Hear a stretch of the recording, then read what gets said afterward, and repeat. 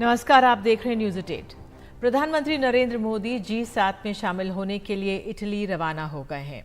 ये प्रधानमंत्री मोदी का तीसरे कार्यकाल का पहला विदेश दौरा है। इटली के अपुलिया में प्रधानमंत्री नरेंद्र मोदी इटली की प्रधानमंत्री जॉर्जिया मेलोनी के साथ द्विपक्षीय वार्ता भी करेंगे।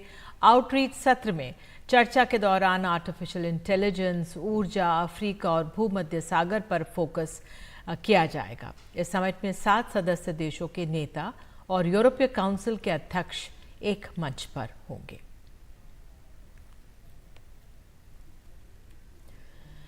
कुवैत में आग लगने से 40 से ज्यादा भारतीय कामगारों की जान चली गई है। इनमें से कई केरल से हैं। अब कोशिश ये है कि कैसे जल्द से जल्द इनके शव परिवारों तक पहुंचाए जाएं। भारत सरकार ने हर संभव मदद का भरोसा दिया है। राज्य सरकार, भारत सरकार दोनों ने मुआवजे का भी ऐलान किया है। धुएं से काली पड़ चुकी इस इमारत की आग में कई सपने खाक हो गए। किसी को बेटी को पढ़ाना था, किसी को देश लौटकर नए घर में जाना था और कई छोटे बच्चों को पीछे छोड़ गए हैं। इस आग में पहचान तक खो चुके तकरीबन 40 कामगारों के शव उनके परिवारों तक पहुंचाने हैं। इनमें से 21 केरल से हैं और बाकी दूसरे राज्यों से। पीड़ित अधिकतर जल गए हैं। कुछ शव इतने जल गए हैं कि उनकी पहचान नहीं हो पा रही है। पीड़ितों की पहचान के लिए डीएनए जांच चल रही है। भारतीय वायुसेना के विमान तैयार हैं। जैसे ही शवों की पहचान होती है, उसकी जानकारी दी जाएगी और शवों को भारत लाया जाएगा। जो ताजा जानकारी हमें कल रात मिली है, उसके हिसाब से 48-49 लोगों के हताहत होने की जानकारी है, जिसमें से 42-43 हमारे देश के लोग हैं।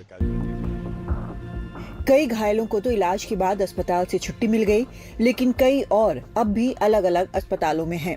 कुवैत में अब नगर निगमों को आदेश दिए गए हैं कि इमारतों की जांच हो और जहां भी नियमों के खिलाफ कुछ मिले तो फौरन कार्रवाई हो।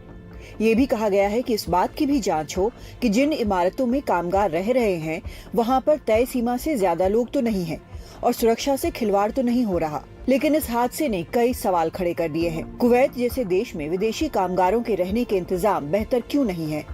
कामगारों की सुरक्षा से समझौता क्यों हो रहा था?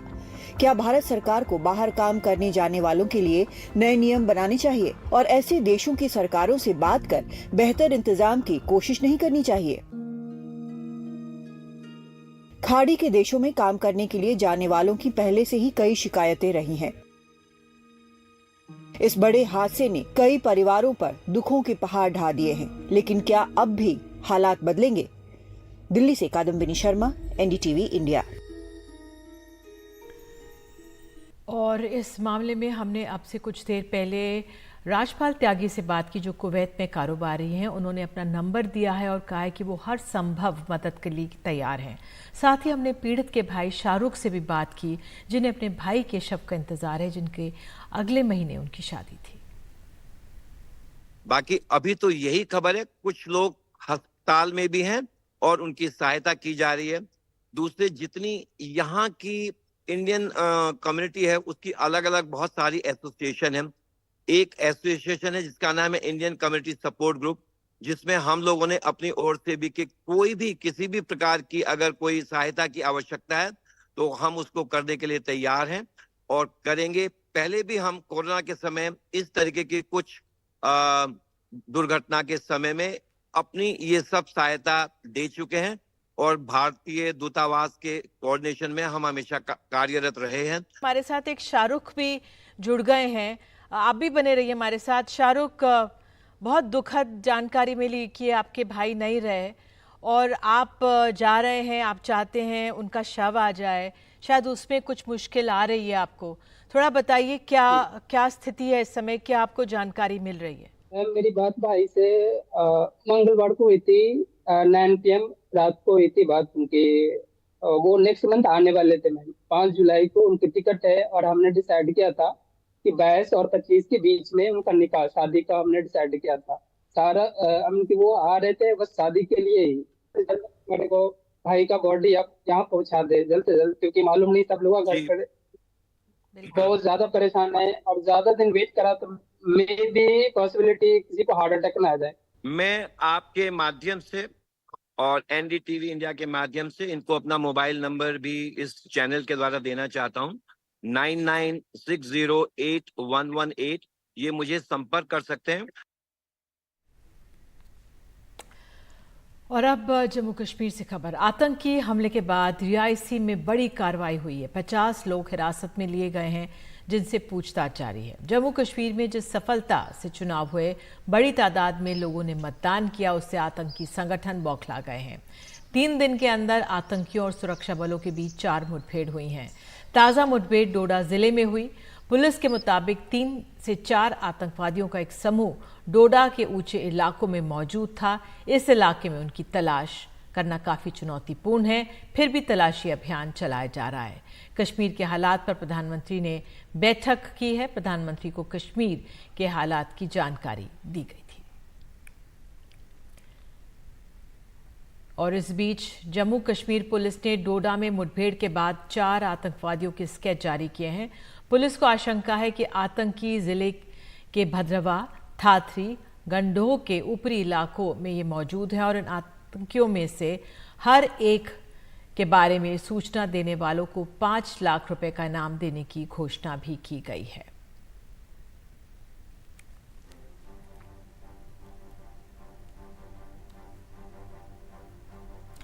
अजीत डोभाल लगातार तीसरी बार राष्ट्रीय सुरक्षा सलाहकार बनाए गए हैं। साथ ही पीके मिश्रा फिर से प्रधानमंत्री के प्रधान सचिव बने हैं।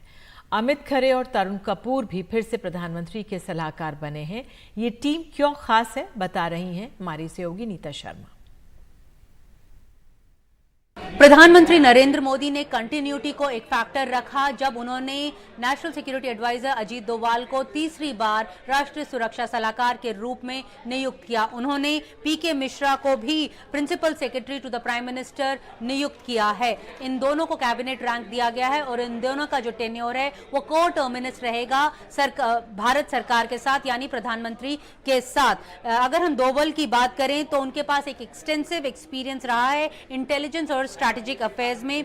जब भी कोई डिसीजन लेना होता है सरकार को फॉरेन पॉलिसी या डोमेस्टिक पॉलिसी के लिए, तो जो इनपुट्स हैं वो नेशनल सिक्योरिटी काउंसिल उसमें एक अहम रोल प्ले करता है। उनका जो रिलेशन है प्रधानमंत्री के साथ काफी अच्छा बताया जाता है, जिसके चलते उन दोनों के बीच में एक अच्छी रापो भी है। पीके मिश्रा 1972 काडर के, गुजरात काडर के ऑफिसर हैं और वो ब्यूरोक्रेसी को हैंडल करते हैं। वो बहुत नजदीकी से ब्यूरोक्रेसी की कोई भी अगर इशू होता है उसको टैकल करते हैं। साथ में प्रधानमंत्री के साथ वो लगातार काम करते रहे हैं जब से वो रिटायर हुए हैं। उन्होंने प्रधानमंत्री के साथ बतौर एडिशनल प्रिंसिपल सेक्रेटरी भी काम किया था जब प्रधानमंत्री पहली बार पीएम बने थे 2014 और 2018 के बीच में। उन्हें भी कैबिनेट रैंक दिया गया है। इन दोनों के अलावा अमित खरे और तरुण कपूर को भी adviser to the prime minister के खातिर नियुक्त किया गया है।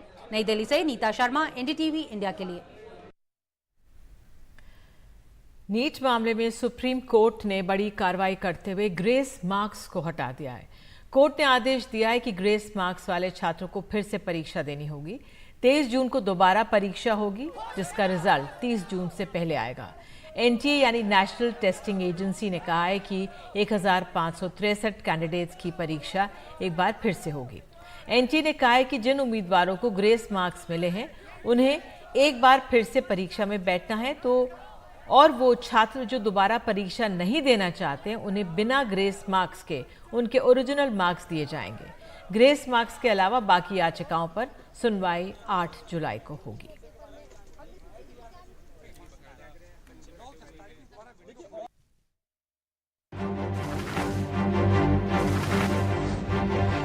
उत्तराखंड से दुखद खबर आ रही है। अल्मोड़ा में जंगल की आग से 4 लोगों की मौत हो गई है।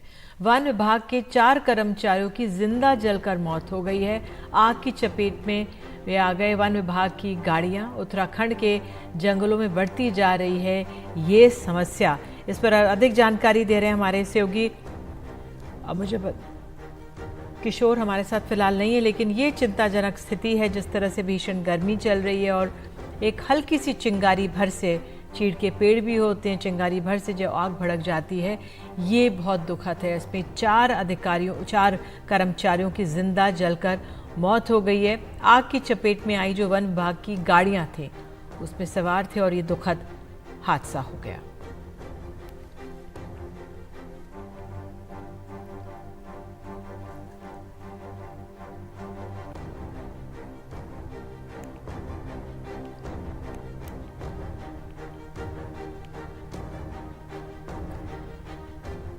दिल्ली में पानी के संकट के बीच आज दिल्ली को तब एक बड़ा झटका लगा है जब हिमाचल प्रदेश ने सुप्रीम कोर्ट में साफ कह दिया कि उसके पास दिल्ली को देने के लिए अतिरिक्त पानी नहीं है।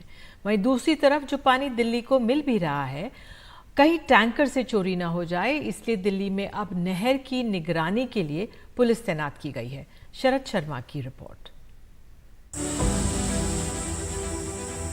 उत्तर पश्चिम दिल्ली के बवाना में मुनक नहर पर पानी की पहरेदारी में जुटी है दिल्ली पुलिस।